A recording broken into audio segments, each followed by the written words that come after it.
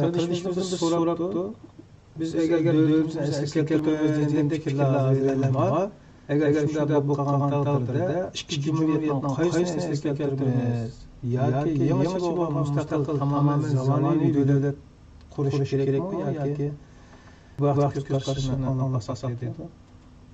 Ben abiyam dedim siyasiyde ahlak olmaydı dep, şu menfaat oldu dep, şunda mı?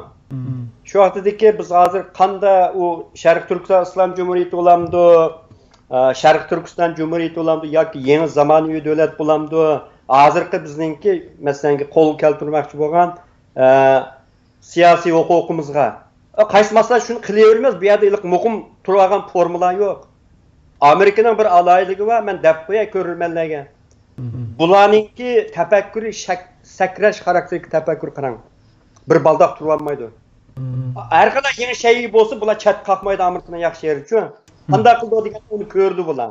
Ko'rib, o'zing manfaatiga to'g'ri kelamdi, kelmamdi. Agar kelsa daral uni oladi. Siyosiy, millat, din, axloq bu demaydi. Agar kelmasa shu zaman tashiydi. Bizim shunday yo'l tutsak bo'ldi.